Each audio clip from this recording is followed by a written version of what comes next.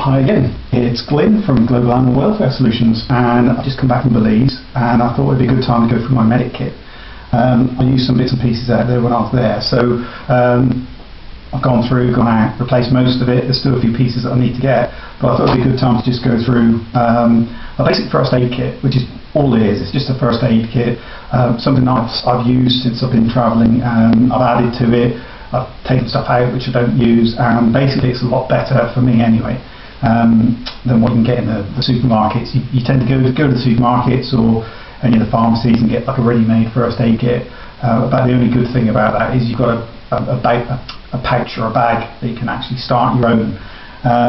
What you tend to get half a dozen of these little tiny plasters, but I mean, you've got to keep wounds clean obviously, but if you've got something that's I mean, you can get smaller ones than these. So if you've got a cut on your finger,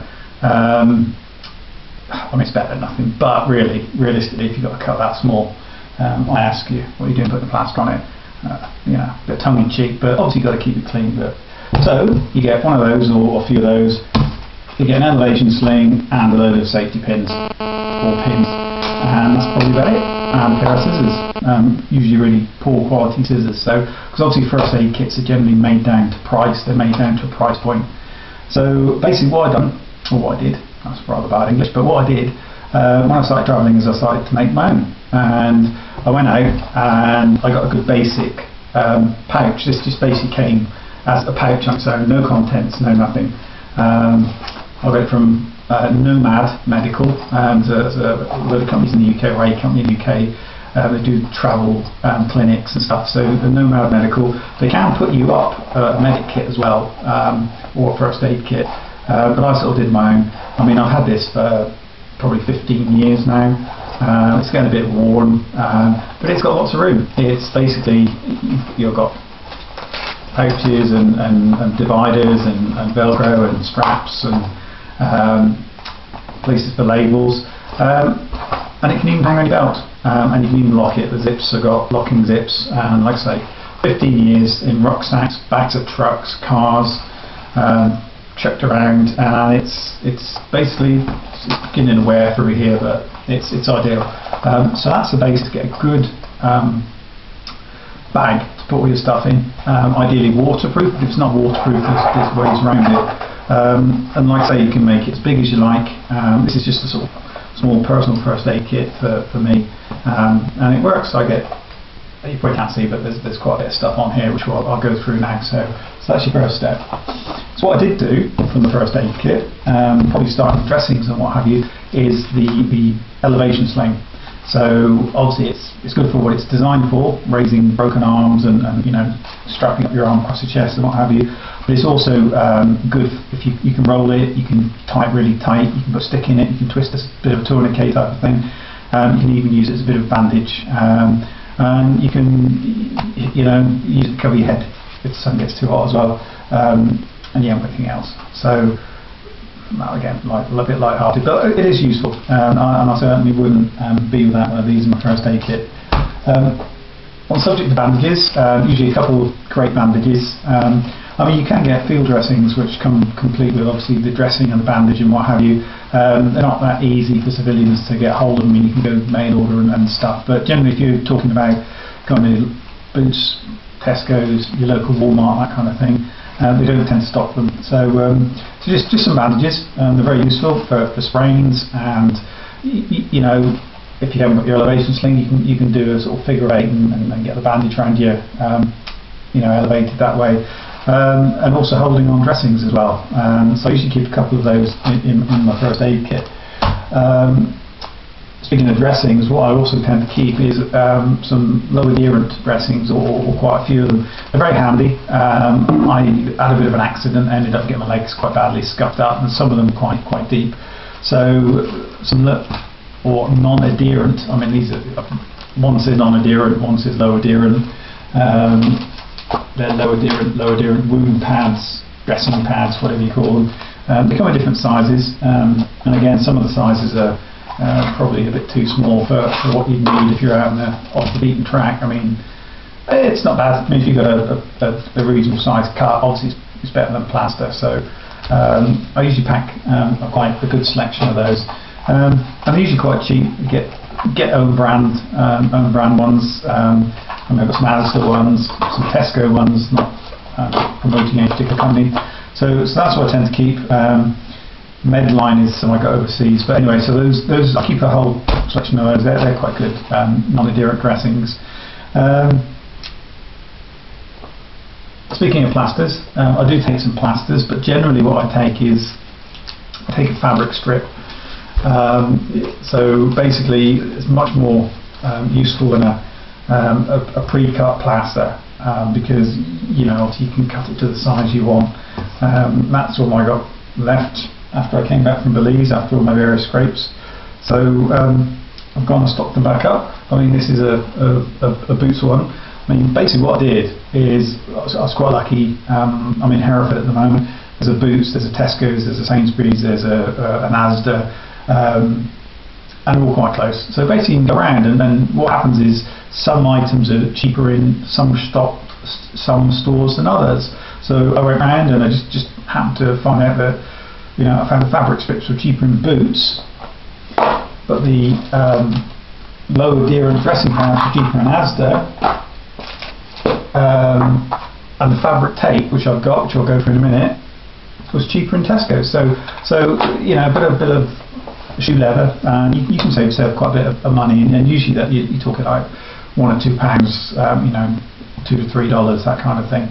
So elevation sling, crepe bandage, non-adherent dressings, and some fabric strip plasters, and then to hold them on, you've got two options. I use two options. There's this fabric strapping, which is okay. The problem with this is it's not overly sticky in the wet, and what also happens is after a while and in the heat, and also being squeezed in a bag, this becomes one big sticky ball of mess generally. It all gets crunched around the corners, and you have problems undoing it. It gets very, very sticky. So it's good. I always try and keep some there. It's very good because it's also good for strapping up. If you've got a sprained ankle, you can strap stuff up with it. So you can use it as a bit like, as it says on the thing, fabric strapping. So you can also use it to hold dressings on, and if you put like a plaster on a finger or somewhere, you can use it to extend the plaster if you don't want to put a proper dressing over the top of it. What I did find very, very useful, which I've just started carrying, is some adhesive tape, which is waterproof. This is medical stuff. I did actually get it from a chemist, or a pharmacy rather, and it is very, very good stuff, and it is waterproof. It's comes in a little roll like that, and believe me, it is very good. If you read my blog, Glyn Global Blogspot, you probably see the wounds and stuff and a dressing. Basically, what I was doing is I was using some antiseptic with a low adherent dressing, and just with one of these wrapped around it to keep it clean. And luckily, it's below sock level because I did it when I was out snorkeling. So during the day, I could pull up a pair of long socks and it would stay clean, and this would hold it on. So now those are more items that go in the old first aid kit along the low adherent or non-adherent dressings. The other thing I carry on that side of things is antiseptic wipes.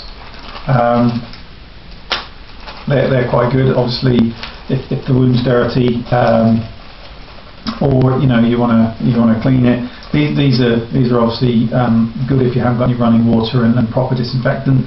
And also, I haven't actually got any in the first aid kit at the moment, but swabs. Obviously, you can use it to use one of these, wipe with a sterile swab, and then use one of these again, just to clean it up as best you can until you can get to proper facilities. So antiseptic wipes, they're also very good. And also, if you haven't got any wet wipes and you're eating, and you want to clean your hands and there's no water or what have you before you eat, you can use these as well, but obviously it's a very expensive way of doing it. So that's probably it for the dressings. Bit of a off-the-ball weird sort of thing. I usually keep some Q-tips or cotton buds in the first aid kit. It's a good place to keep them, and also you could possibly use them for helping to clean wounds. If you had something like that, you could obviously use them to probe foreign bodies, but obviously they're not not sterile like that. So that's that for the dressings. Let's say that. I've got some small bits and pieces in here. So basically, I do keep some small plasters, and I keep some of the blister dressings as well. Some Comspeed blister dressings in here. So that's just the final bit of the dressing side of things. Probably going on to equipment next. Again, for no random reason, I keep a metal mirror in my first aid kit. For the simple reason is obviously the first aid kit's always with me, or in my backpack or Bergen. So obviously if I'm out in the middle of nowhere, I've got the first aid kit. Signal mirror, you can use it as a signal mirror as well. So for shaving, checking the back of your head if you've got a wound or something, if you've got something else to look into, and it's quite sharp, so you could probably use it for cutting up vegetables or something if you haven't got anything else. But that's always stays in there as well. Q-Tong, which is for sort of like tick tweezers, 2 different sizes.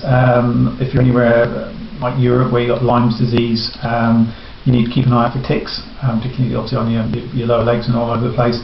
And these are ideal for getting ticks off you without obviously leaving the head in. So I just tend to keep these. Also, being an animal type of guy, you can often find ticks on animals as well. So although you wouldn't necessarily use your own stuff on animals, you can do, as long as you sterilise it before you put it back. Nail clippers. Once again, the first aid kit is an ideal place to keep all the small little fiddly things that you're probably going to need. You've usually got it with you, and it's also a very good place. So nail clippers, those are uses. They tend to stay in the first aid kit as well. Decent pair of dressing scissors. The scissors you get in the first aid kits are usually rubbish, and obviously they're made down to a price. So these are from when I was a vet tech. So a decent pair of sharp dressing scissors. I've got a small pair of pointy scissors. I don't know how I came to carry a small pair of pointy scissors, but obviously they have their own uses. You wouldn't want to be using them to cut dressings off, or plasters, or what have you that you've got on you, because you're more likely to cut yourself with those. But they're useful all the time. And a pair of normal straight tweezers. They're very useful. Splinters, ticks, bee stings, that kind of thing. And they come in a useful pouch, so I just cut the top off and it keeps the sharp scissors from sticking out into things. So that's some more good kit. Safety pins or bobby, I don't know what you guys call it in the States, but just safety pins or pins for slings and dressings and what have you. I also tend to keep some sterile needles. Obviously, if I was going really off the beaten track, I'd take some sterile needles, sterile syringes, that kind of thing. But generally, I always try and have some sterile needles in my first aid kit. Any size will do. These are quite fine. I don't know if you can see how fine these are. These are not that it makes any difference really. These are, I don't know, these 25 gauge. So these are 25 gauge. These are quite fine needles. And what I tend to use these for is weeding out splinters or bee stings or anything you get under the skin. You can get like a splinter or something. It really annoys you. Or even for lancing an insect bite. When I was in Belize the other day, basically I had a really nasty insect bite. I got bitten within like 24 hours. It's swollen up. It was bright yellow. It was throbbing. Looked like basically a massive spot. So I got a brand new one of these and lanced it and cleaned it up and dressed it. And within 24 hours, it was just virtually gone. So these are handy. These are sterile because these come in obviously sterilized, pre-sterilized packs and strips. They're very good. They're excellent for lancing stuff. A small sort of specialist kit that I keep in there is I keep a dental kit. which again is very good. If you're off the beaten track, I mean, if I'm going away for any length of time, obviously I have regular checkups and that kind of thing, and you know, you should too. But if there's any issues about teeth and that, you know, a painful toothache and a debilitating toothache is, if you're off the beaten track and it's going to be days and days before you can get anywhere, it's nice to have a dental kit with some painkillers and some temporary fillings and what have you. So I keep a dental kit in my bag with instructions as well. And then we come down to sort of medicines and pain relief and that kind of thing, which is, again, it's up to you what you carry. Do be careful, obviously, that you can bring that, whatever you've got in your bag, into the country, or it's got a prescription to go with it, because obviously you turn out with a bag full of pills, you could be in some trouble, particularly if certain countries don't allow certain drugs in. I mean, certainly a lot of places they don't have Nurofen or Advil. You have to go to the pharmacist to get it. So it's not some stuff that you think, oh, I can go down Walmart or I can go down Tesco's and get. You can't always get. So my painkiller choice is ibuprofen. It's sort of non-steroidal, anti-inflammatory. Do have to be careful about sort of what sort of painkillers you take in case you've got stomach problems, or they can lead to stomach problems for overuse. So basically, I tend to take Nurofen or ibuprofen. There's a pack of Advil in there as well. If you're going away for any length of time, worth taking a decent amount. I mean, it is cheap, it's pence, so it doesn't make any harm to pack a decent amount. So I tend to have some Nurofen. Then I tend to have a mixture. This is dissolvable aspirin, and it's paracetamol, and yeah, aspirin and paracetamol. And also I've got some max strength cold and flu relief in here as well. So basically cold and flu, paracetamol, aspirin, that kind of thing. Aspirin's good. It's good for blood clots. Obviously, you've heard about it. It's good for people who have heart problems, or sometimes they recommend it if you're going at altitude or you're flying. Just take sometimes like a quarter of an aspirin a few hours before flying or something. Obviously, look that up. That's just talking off the top of my head. But so aspirin and paracetamol, they're good. Different painkillers work for slightly different things, so you know, I'm guessing you know what works for you. So some painkillers. Now I get trapped wind, so I make sure I get plenty of wind relief tablets or indigestion tablets. So there's nothing worse than being in the middle of nowhere with indigestion, particularly if you're eating dodgy foods and stuff.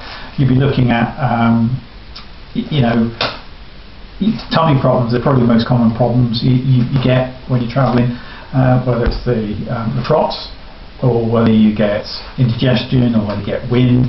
If you're eating a lot of different foods that your stomach's not used to, you need to pack. You know, you should know yourself. Like I say, this kit's tailored to me. Luckily, I can't remember the last time in 20 odd years that I've had the shits, basically. When I have had it, it's mechanical. It's because I've eaten too much, or something's not quite to my taste. I've never, luckily, touch wood, had like deli belly or anything. I'm pretty careful what I eat. I'll eat most things, and I have eaten some really weird stuff. But I'm careful it's cooked, and I know where it's come from, and I make sure the locals are eating it as well. So pack to your weaknesses, really. If you know you're going to get indigestion, pack indigestion tablets. If there's a good chance you're going to get the trots or the shits, or you know you might do, pack some. It's a good idea to pack some anyway. I haven't got any at the moment, for the simple reason the stuff I did have is gone out of date, and I just haven't got around to getting any more. I might do if I was going somewhere weird and definitely off the beaten track. But I'm pretty lucky. I haven't had any problems, touch wood. So my weakness, trapped wind. People might say I'm full of hot air anyway, so this will let it out. So there's some sort of deflatine and stuff in there. Other things you pick up as you go along that might come in handy. Clarinase. Now, I don't know if you get Clarinase where you are. I first came across these in Malaysia, and they're absolutely brilliant. So basically, they're a non-sedating nasal decongestant. If you've got like flu symptoms, they sort of dry you up and stuff. I find them absolutely fabulous. And it had the same effect on me as Nurofen had on a girlfriend. Basically, I took one and it was like a miracle. It cleared everything up, or one or two. Whereas obviously she'd been taking them for years because she came from that country and she'd used them before, and they didn't really have as much effect on her. By the same token, she had some pain. I gave her a low dose of Nurofen, and basically it knocked her out. So again, if you're not used to a drug, just be a bit careful in case it sort of works slightly differently than you expect, or the locals expect it. So basically, I've got a selection here. I've got some Sinutabs, I've got some Clarinase, I've got some antihistamine tablets. And what I've tended to do, I've kept the label off the box, or there's quite a few in here, all the contraindications, the instructions that come with the tablets. So I've thrown the box away because obviously you can't carry the boxes, but I've kept the instructions and the sort of data sheets. So again,